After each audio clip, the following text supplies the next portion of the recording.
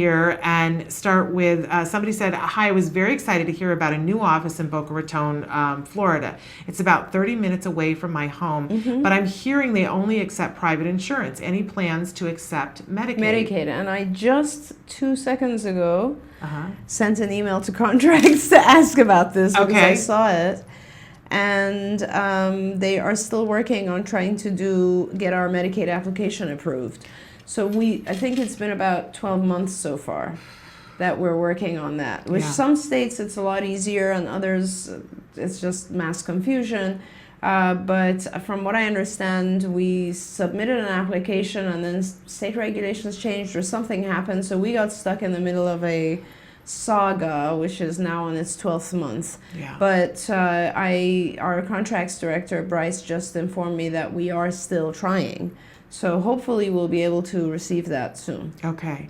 Lovely. We already know some of the families that are down there who've been pushing very hard for this. I just want to say that many people have been writing in the last week about how do we get services in different areas, and we've talked about this before on the show, that it really is driven by the families.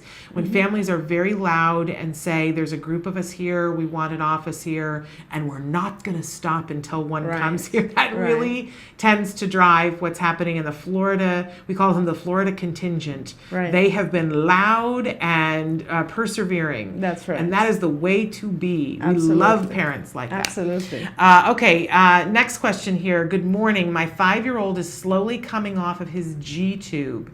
He is nonverbal and has many delays. He will swallow orange juice and yogurt drink, but water just pours down his chin.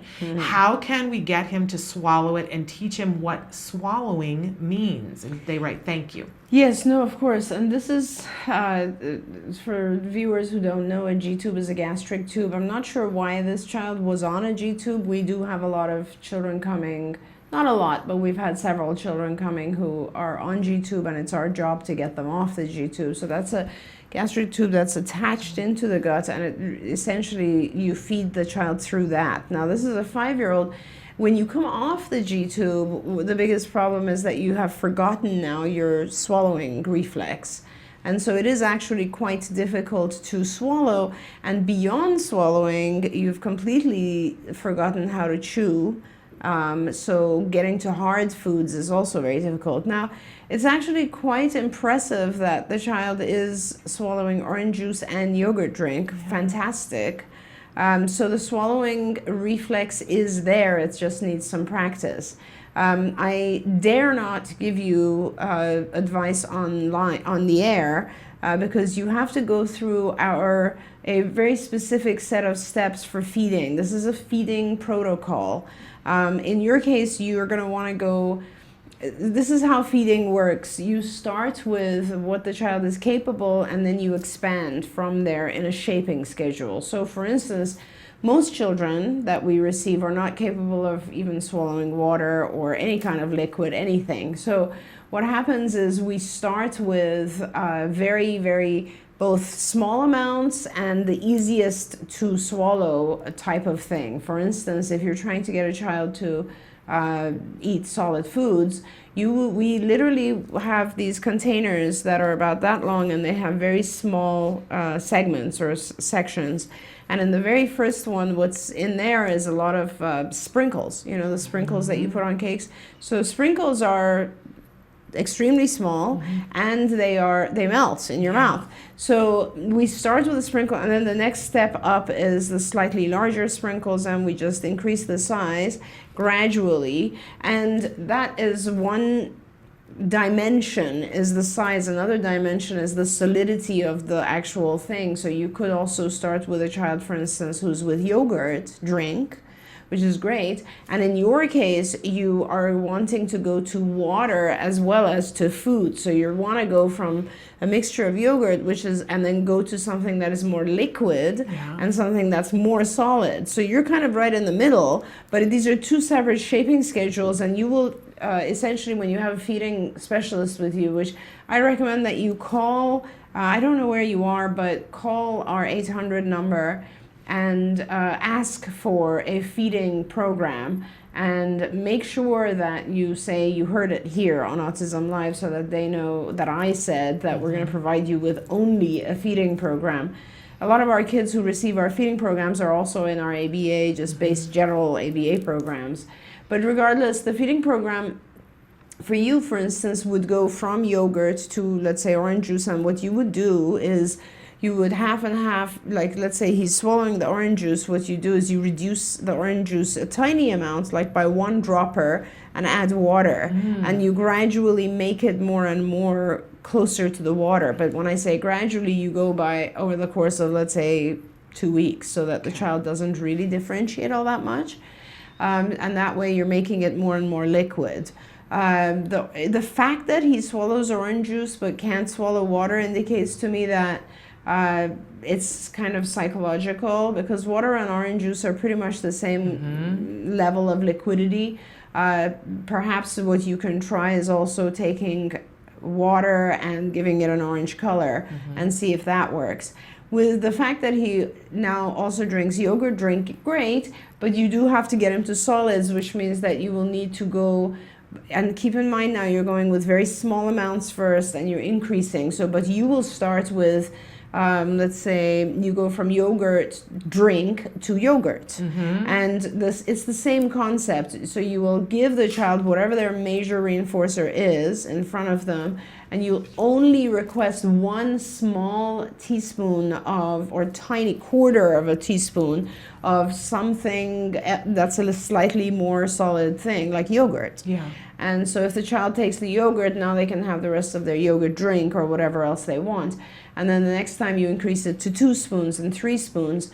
And as you're doing this, so I want to say another aspect of this, but let me go on. So once the child's mastered and you reinforce every step of yogurt, then you'll go to, let's say, something a little bit thicker, like let's say a custard type thing, or like a pudding texture. And then from there you need to start teaching. Then you can go to, like, let's say mashed potatoes, and you gradually make it more and more solid. Now you have not at all taught chewing yet. So you will now need to go back and start the process of chewing. And you can start with something pretty, like an orange, which doesn't require a lot of chewing. And then you can go to something that does require a lot of chewing, like carrots, raw carrots, for instance.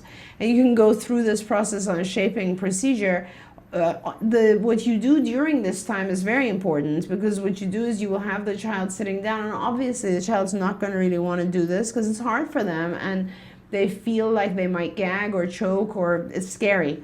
So you want to produce a very positive environment around the child. So with our young ones, like let's say he's 5, you'll have him in a seating arrangement where he can't get up and run away, which is kind of important. And then you'll have, let's say, his favorite TV shows on, or a computer in front of him, which he likes.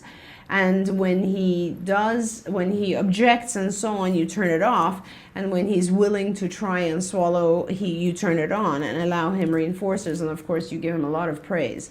I'm not sure if we have on our YouTube channel, but we do have a lot of video footage showing our children learning feeding process.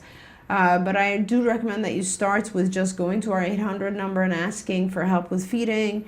And then even if we are not in your location, you need to be persistent with us. And what we'll do is we'll make sure we get a supervisor out to you to help you train people around you. You'll need a little bit of help. This is not something you want to do alone. You definitely need the professional guidance, but I think also getting the child to the point where they can actually eat and swallow will require a team of people.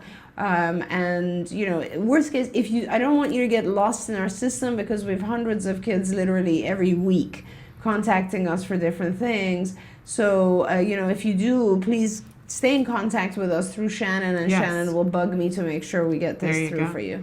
And if you need to get a hold of me privately, you can email me always at s.penrod that's PENROD @ autism-live.com. That's my personal email that you can get a hold of me for the show.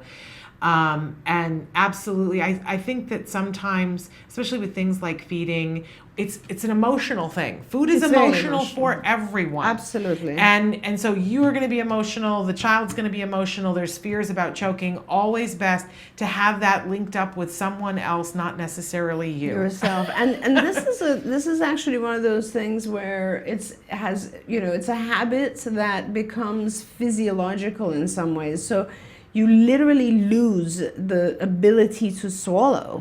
And so it is a retraining of something that's a reflex. And so it's kind of a difficult process, but it's very doable. We do it all the time with our kids. And you mentioned videos on the A word. There's a whole series in the A word where they're working on feeding issues, and you can see what it's like for the family. You see and each child is different, right? But you see some of the different struggles that the family goes through, and ultimately the success that they have with Jack Riley, and what the dad learns. Because the dad, at one point, when they're going to do the intervention with the video and start it and stop it, and the dad is like, oh, right, this is gonna work. Yeah, like if it was gonna work, don't you think I would have done that a long time ago? And then of course he's quite humbled by the fact that it works beautifully because the therapist worked up to it and set it up properly. Right. We as parents, we're humbled by the fabulous therapist. But it's a wonderful thing when it works. All right, we had a question that just came in. Would ABA work for my adult daughter who suffers from PTSD and intermittent explosive disorder? She is very difficult and her personality can change on a dime. She has many restrictions to keep her safe, but she is smart and always finds a way around them. Would a psychologist be better for her? And thanks. It's a pleasure. Thank you for writing in. The viewer didn't mention if their daughter has also a comorbid diagnosis of anything such as ASD or a learning disorder, but generally speaking, both of course will help.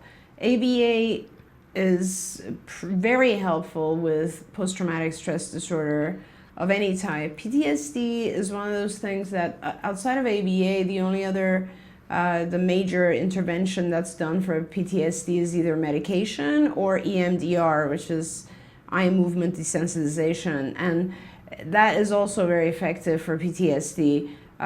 That's sort of something a psychologist trained in EMDR would know how to do.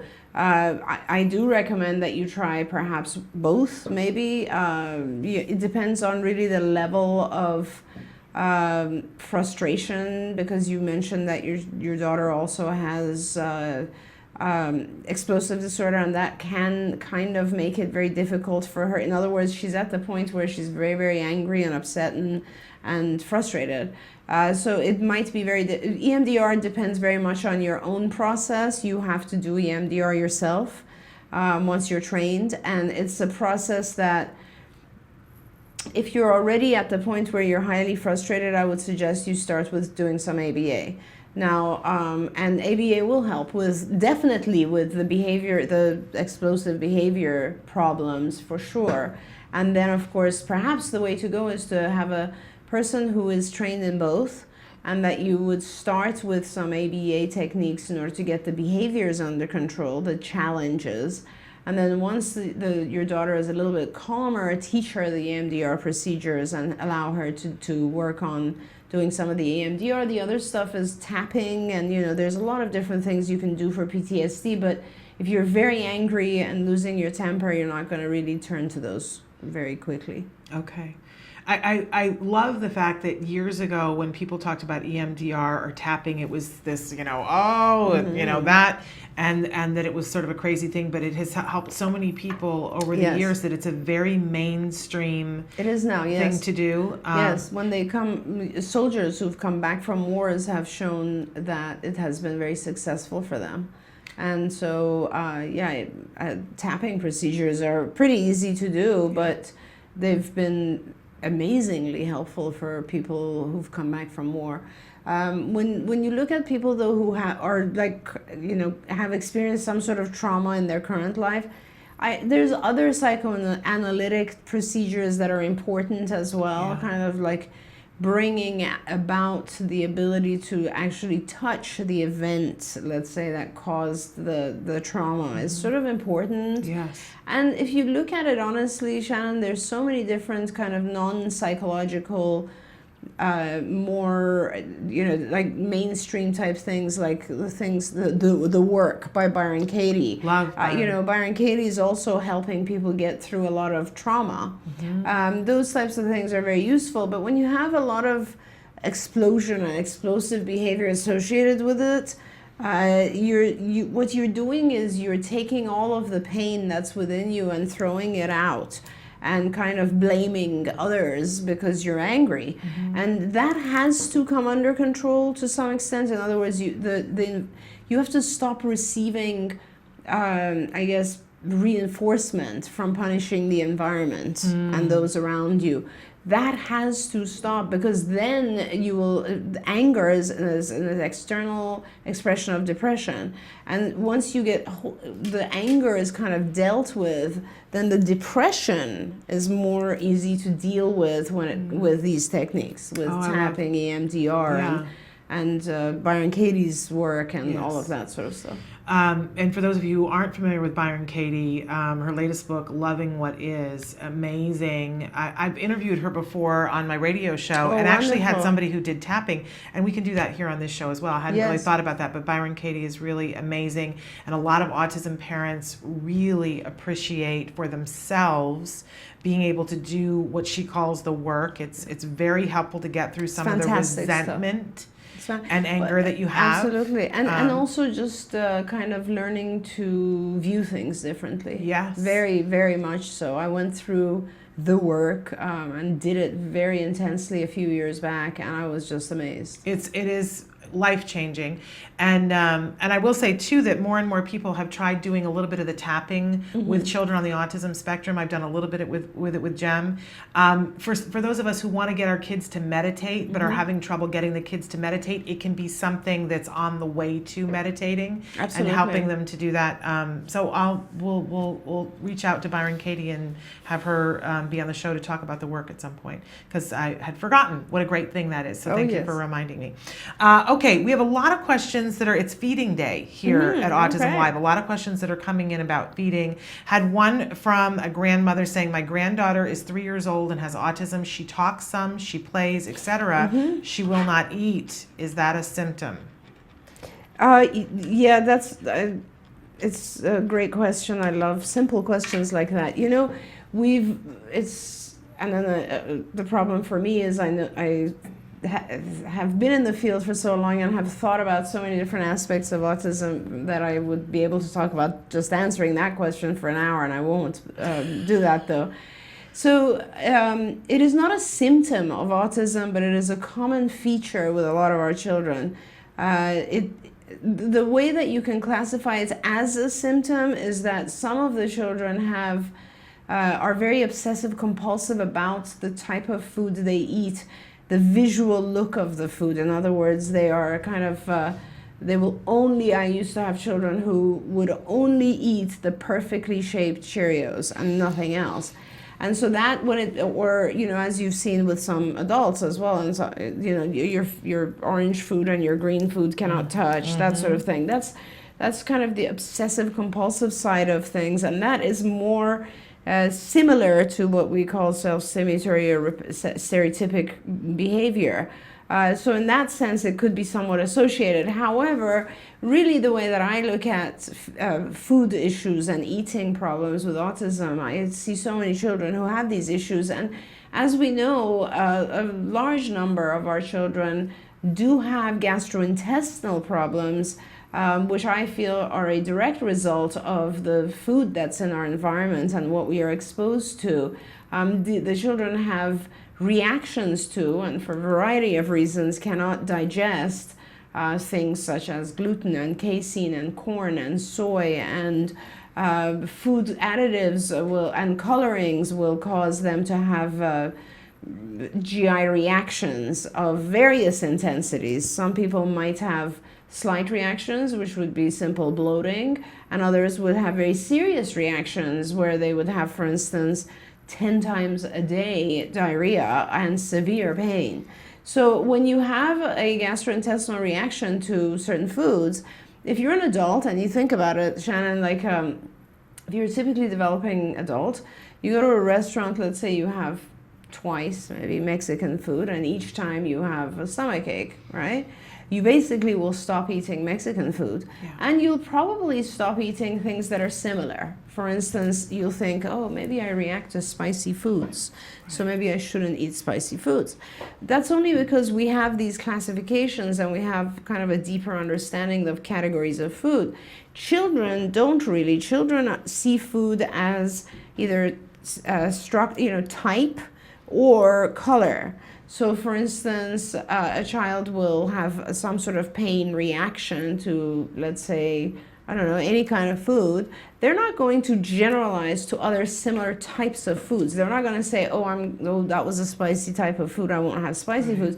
They're going to generalize to all other foods that have the same texture, or all other foods that have the same color. Right. So for instance, a child might react to strawberries and decide they're never going to eat red food again. Right. Or they might react, to let's say mashed potatoes, and they think I'm never going to have yogurt again, which either way.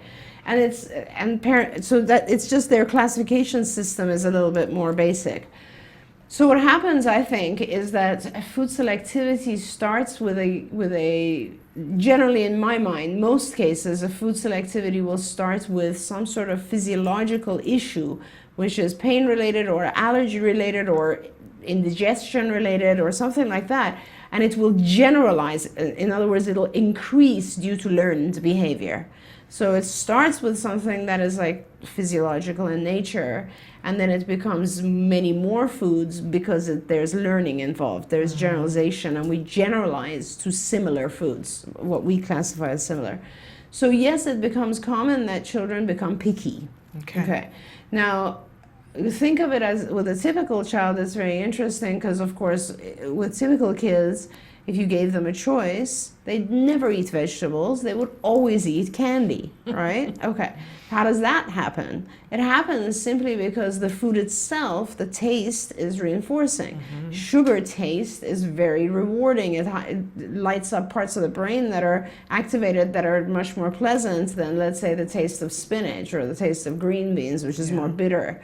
And so naturally, we learn to desire those things that are much more reinforcing, like the sugar things. The only reason that over time we have a healthy diet, perhaps, is either because our parents don't allow it, we don't want our parents' wrath, right, associated with it. We have a lot of dental work, which is painful as a result of having had sugar. We get fat, which feels, or we just start to really feel bad because we're taking in too much sugar. So a variety of things control our behavior and reverse it into the other direction eventually. But yes, so don't worry if your child is picky, then it's something that can be reversed through learning. You do need to have a feeding program or just a program that teaches the child to broaden the array of things. And it's very easy. You pick the item that the child is very willing to eat, like let's say perfect shaped Cheerios, and that becomes the reinforcer, that becomes the reward. And now you give the child 1 teaspoon of something else, and then they get a whole bowl of their reinforcer. And then the next day you give them 2 teaspoons of something else and a whole bowl, and you gradually increase the teaspoons of something else and decrease the reinforcer, and over time that works pretty well. Wonderful. I want to build on that because somebody wrote in another question. Hi, and thank you for your show. My son just turned 5 and is getting increasingly pickier with food, especially in the morning. He suffers from constipation on and off. He takes Miralax. He is starting kindergarten in August, so I'm getting worried on if and what he will eat when he is away so long. Any thoughts or tips are appreciated. When you've already given us a piece of understanding why the pickiness might be there, but I remember being so concerned about how everything that my son ate, he didn't like anything cold. There were certain textures that he ate, and it took him a long time. And I thought he's going to go to kindergarten and starve to death. So any thoughts that you can have to help this parent as they're starting? Because I remember that being a very anxiety-ridden time. Yes, absolutely. I mean, first of all, Miralax does some stuff to our stomach as well. And, you need to discuss this also with the physician so that you can it's a different feeling. If you take Miralax in the morning, you're going to have a different kind of feeling as well. So, but having said that, again, it's a conditioning process, and you teach the child to gradually start to eat. Find one thing that he is willing to try and use that as the reinforcer, and just increase that, and then gradually start adding additional things. What you have to, and as I said, increase the additional array of foods. The main thing is that some pain has been associated with, or some bad feeling has been associated with the morning meal, perhaps. Constipation is a big issue, of course, and especially with boys, when they are feeling full, they just won't eat. Don't worry if it's just one meal. We do say that breakfast is the most important meal, but it doesn't really matter. You should know that if you skip a meal, it actually helps constipation. Skipping a meal will often give your stomach enough time to get regular again. So if he wants to be the person that skips the morning meal, that's just what it is, and it's fine. Perhaps try a liquid meal, for instance, in the mornings, like one of the liquid drinks that have all the vitamins and proteins that he needs, and see if that works. Okay. I want to move on to a question. I'm picking between which one, but I'm going to take this one. Sure. Recently had my son's ARD meeting, and they're wanting to put him in a self-contained classroom, their autism unit, because of some behavior issues he's had this school year. He is considered to be high functioning. He has difficulty sitting still and completing his work without someone sitting to make sure it gets completed. He knows the work, but would rather do what he wants to do, like me, like a lot of us. In pre-K and kindergarten, he was in a classroom with general ed and special ed teacher and one aide. He is going into first grade, and they do not have the same support. The classes were larger, and it gave my son an opportunity to learn from typical children. Because I wasn't pleased with their placement, I'm now considering moving into another school district. What are some things that I should be asking other districts, or other things that I need to consider during this process? Great question. It is. If he's high functioning, I recommend, and ARD is generally in some states like Texas, we're talking about IEP. It's the same thing. So I really would not recommend a enclosed, contained, self-contained autism classroom for a child who is high functioning. And because the reason is that high functioning children are aware and tend to be looking around them, and you want them around normal peers so that they can learn to learn from the typical peers. So I think it's a wise choice for you to be looking at other districts and options. I would suggest, now that you have the summer, that you teach your child to increase his own sitting time. And this is something that you can do, and it's pretty easy actually. And you start with just a timer, and you get a baseline. You measure how long he's able to sit on task, and you can do this for different tasks, because guaranteed if it's a task that's more fun or challenging, he will sit longer. But perhaps take some paper and pencil tasks that he would normally get in school, let's say a math worksheet or a reading worksheet or words, or I don't know exactly how old he is, but first grade. But basically, these are going to be very basic worksheets that he would do, or even tasks that they do, like arts and crafts table, or whatever it is that he would, mimicking the various activities that he would do. And you start, for each one, you'll get a baseline and measure how long he's comfortably able to sit and do the task. And then you will increase it by, let's say, 3 seconds, 5 seconds, 10 seconds, gradually over time. And what you do is, after 3 seconds, you'll get a reward. After 5, and next week, it'll require 5 seconds to get a reward. The following week, it'll be more like 20 seconds, and so on. And you gradually increase the duration from where he is.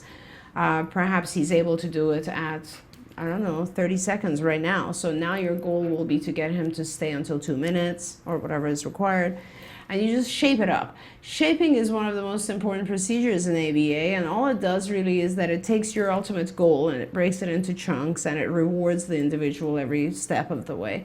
This would be very important for him, and once you've done this, you'll transfer it to, let's say, something as simple as he could have a piece of paper where, if he meets his goal, he gives himself a check mark. And when he has 5 check marks by the end of the day, he can bring it home to you, and you will be able to give him a major reward, like on the way home back, you can get him something.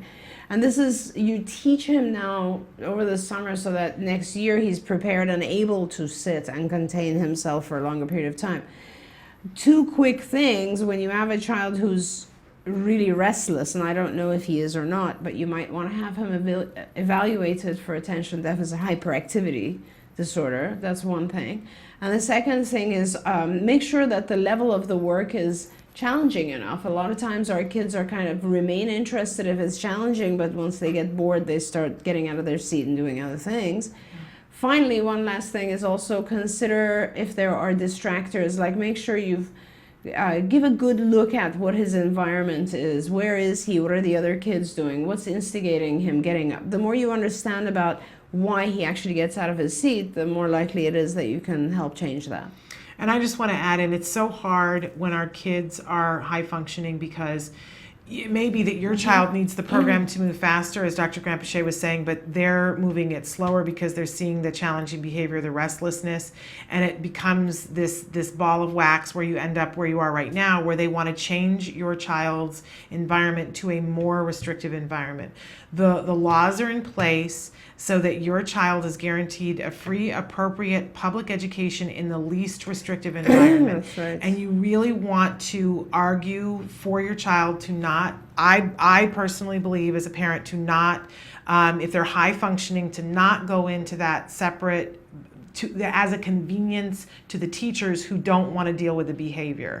Well, and also it appears that they're telling you that he cannot have an aid in first grade. Because they don't have it available. Right. Right? And that's not what the law says. If he needs an aid to be in regular ed, he will get an aid, period. Right. You need to fight that, and you need to make sure that you get an aid for him. But it sounds like he would easily be able to manage in regular education with an aid.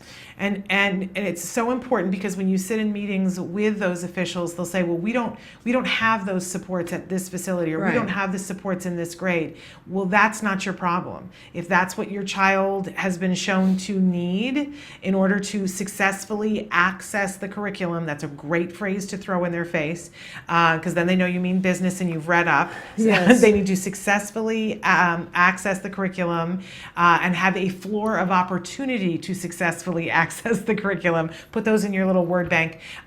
They have to provide it. Just because they don't have it doesn't mean that they don't have to provide it. If they can't do it, then they have to pay for somebody else to do it. Now, you're potentially in Texas, or that's the only state I know where they use the terminology ARD. I'm not sure if there are other states. I think there might be. Okay. But my concern is after you're done with listening to us, what are your next steps? So Yes. you need to find a special ed attorney who specializes in dealing with school districts. We know many. There's a good resource called Love My Provider, LMP, online. And if you go on there and look, they might have some special. I know one of their categories is special ed attorney. I don't know if they have them for Texas on there. They're national.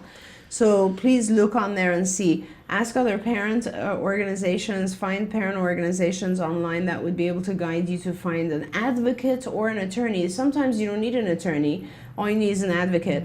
Ultimately, what you'll end up doing is getting a psychologist to do testing that will identify your child's capabilities and needs a little bit more clearly. And that testing will play an integral part when you go to the ARD meetings and tell them what it is you want for your child.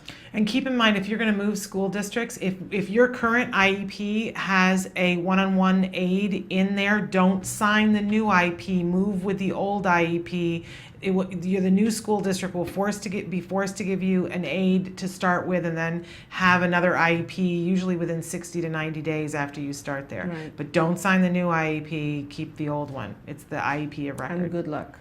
And good luck, and write into us if you need some more support. These are the school district will tell you what they want, because it's what fits their program and it's what's convenient for them. That isn't always what's best for our kids, and we have to really draw the line in the sand and let them know that we mean business. And I have to say, we have experience with Texas, obviously, and we're in multiple cities now in Texas. But if it is Texas, and please let us know if it is, Some states are unbelievably difficult. I mean, Texas would not even allow us to do observations. We had to take everything to court in order to be able to get involved with some of our kids in schools in Texas. So, you know, some states are more advanced than others. In California, you're not going to go through this kind of thing anymore because so many parents have already before you. So, you know, you're setting the precedent in your area by taking the time to fight this, and I wish you the best of luck. And then write it in and let us know what happens.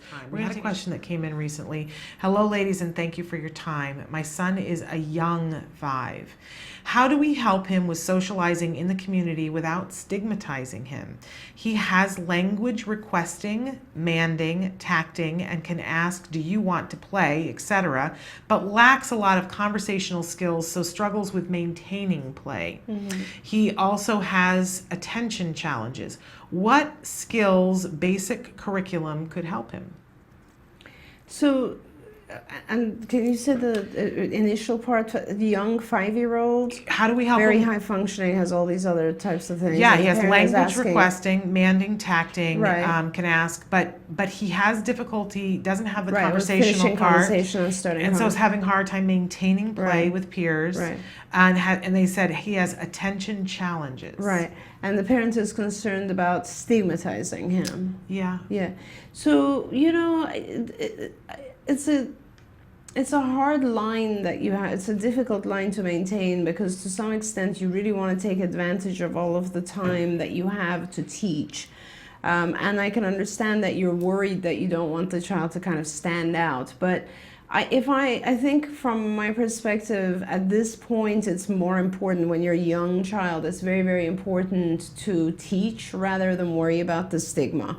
Later on you can worry about the stigma because what happens now is this is your core teaching time and you don't want to have anything prevent you from making every awake moment a learning experience for your child. So I would, if it was my child, have a therapist with my child nonstop all day long, 24/7, teaching him a lot of different things that would be beneficial, including how to start a conversation, maintain, repair, and end the conversation. That's one of our lessons in skills, as well as all the other things that you mentioned here, all the play skills and so on. I would not worry about that. Later on, when your child gradually gets to the point where they are less in need of intervention, then yes, you can start to think of ways like we have confederate therapists, you know, people who are unknown to the child and other children don't know either, and so the therapist then is less likely to stand out or make your child stand out.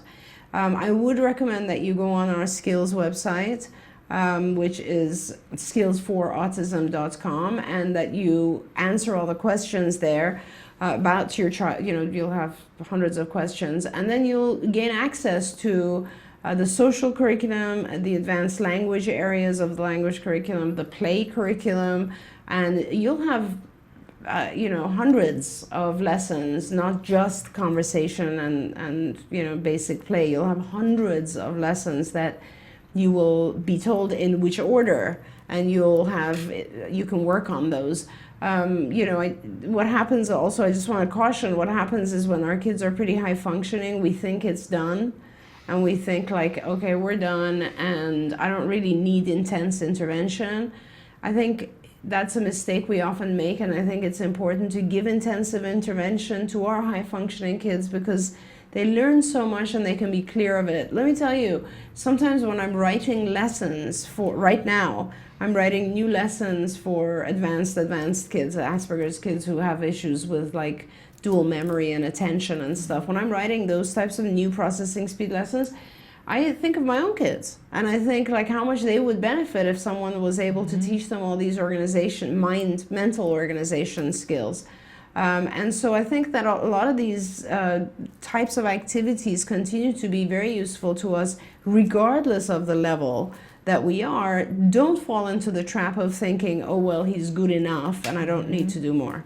Absolutely. And I just want to say to the stigmatizing thing, while we all worry about that, I would tell you that if you go with a therapist to the playground, it's less of a deal than you think.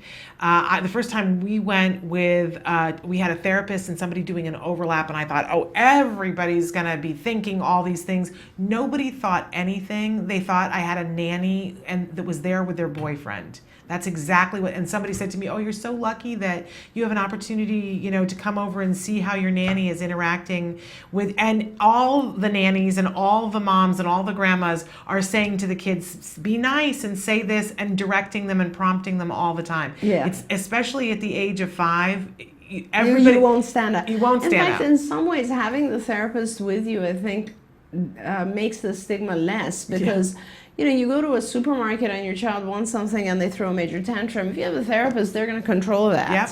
And so it's, in some ways, it's very helpful as well. Absolutely. So I think it's going to be less. Now, later on, we talked about this the other day, when they're 14, that it's still going to be something that a lot of the therapists are young and they look hip. I don't think it's going to be stigmatizing then either. Right, it's going to make your child stand out as being cool, Mm-hmm.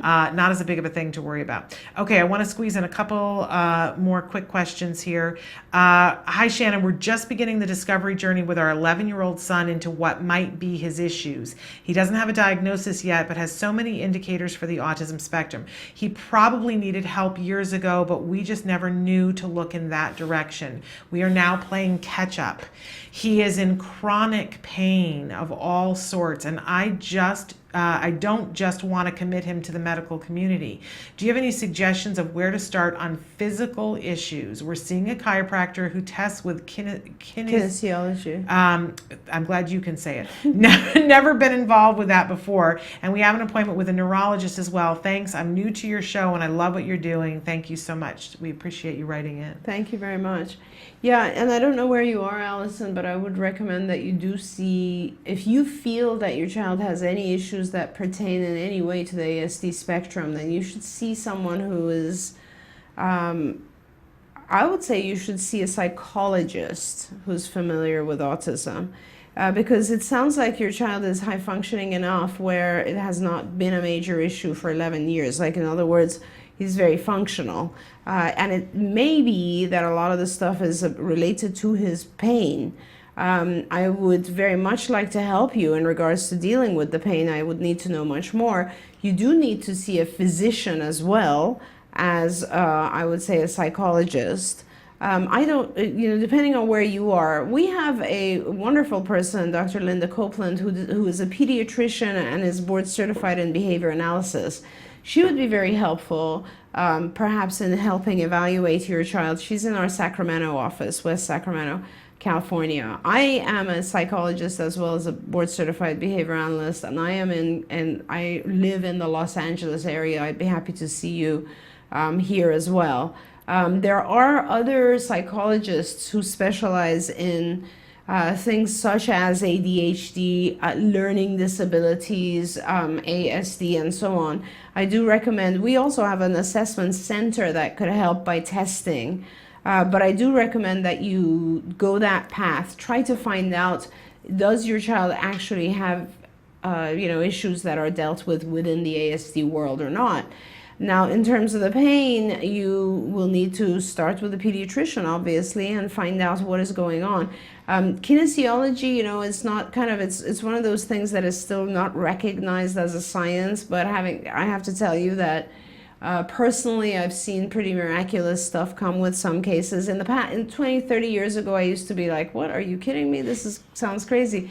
But I have to be honest and say that I've seen some benefits with some of our kids. Some chiropractors who do kinesiology are actually very interesting, because what they do is they give you medications and stuff that help heal the gut. So that becomes very interesting. It sounds like you have a lot going on, and it would be very important to find out. I'm happy to guide you on an ongoing basis, but I would need to know if the pain is real and what it's related to. If it's psychological, then we can talk about that separately. But if there's real pain, then you need to, do you know what part of his body and what is causing the pain? Okay, really important. And we're pretty much out of time, but there was one other question that I wanted to ask that people, if we have time, it might be a long question, you tell me. I was told that a child can't do ABA and PRT because it will confuse them. Is this true? Is that a long question or a short question? No, it's a very quick question. Okay, good. PRT is a form of ABA, so whoever told you that didn't know what PRT is. Okay, and that stands for Pivotal Response Training, and that's what the Kegels developed, and it's similar to normal ABA procedure. I mean, it's based on the same procedures. It's a type of ABA. You can choose to do PRT or discrete trial or any of your various types of ABA.